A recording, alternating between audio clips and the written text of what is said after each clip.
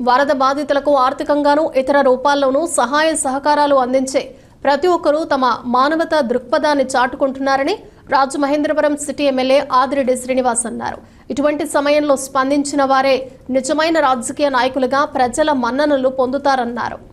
విజయవాడ వరద బాధితుల సహాయార్థం ముఖ్యమంత్రి సహాయ నిధికి రాజమండ్రిలోని సువిశేషపురం రక్షణాలయం సభ్యులు సమకూర్చిన 1,00,000 చెక్కును తిలక్ రోడ్లోని నగర టీడీపీ కార్యాలయంలో ఎమ్మెల్యే ఆదిరెడ్డి శ్రీనివాస్కు అందజేశారు. టీడీపీ రాష్ట్ర ప్రధాన కార్యదర్శి గన్ని కృష్ణ కూడా 1,00,000 చెక్కు అందజేశారు.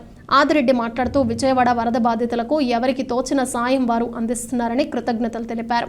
అద్దెపల్లి మాధవి ఓం శాంతి వారు 1,00,000, జాంపేట దేవాంగ సంక్షేమ సంఘం 34,505, సీనియర్ సిటిజన్ మేకా పాపారావు 10,000 ముఖ్యమంత్రి సహాయ నిధికి విరాళం అందించారని తెలిపారు.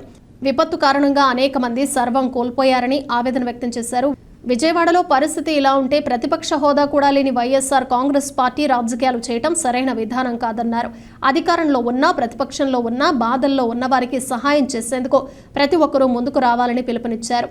సువిశేషపురం రక్షణాలయం సెయింట్ జాన్ ప్యారిస్ సభ్యులు reverend Martin Luther, Jangam Subbarao, Talari Ratnaraju, D Bhushan Rao, Rachapalli Prasad, R Shyam Sudhakar, R Vijay Kumar, Vasa Virgil, Rachapalli Manikyalarao, G Sampath, Babji తదితరులు పాల్గొన్నారు.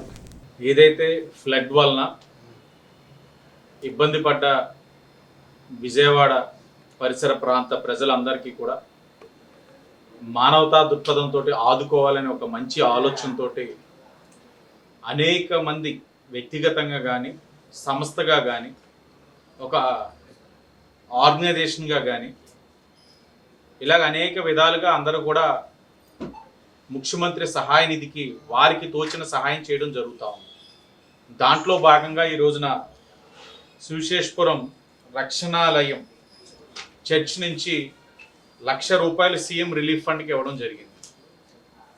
వారందరినీ కూడా మనస్ఫూర్తిగా అభినందిస్తూ ఉన్నాం. వారు చేసిన ఈ కార్యక్రమం వల్ల అక్కడ అనేకమైన కుటుంబాల యొక్క జీవితాల్లో వెలుగును తీసుకురావడానికి అవకాశం ఉంది.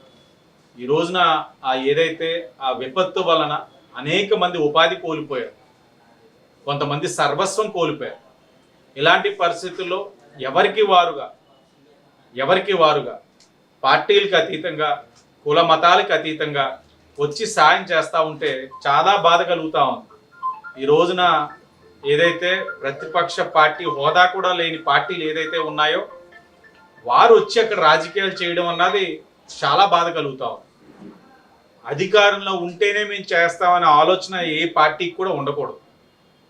మీరు గమనించినట్లయితే గత 5 సంవత్సరాలు ప్రతిపక్షంలో ఉన్నా కూడా తెలుగుదేశం పార్టీ కానీ జనసేన పార్టీ కానీ ఇలాంటి విపత్తులు ఎక్కడొచ్చినా ఒక రైతు నష్టపోయినా లేకపోతే రాష్ట్రంలో ప్రజలు నష్టపోయినా తెలుగువాడు నష్టపోయినా అక్కడికి వెళ్ళి తోచింది సాయం చేసేవారు 10 మందిని మోటివేట్ చేసి సహాయ కార్యక్రమాల్లోని పాల్గొనేటట్లు చేసేవారు.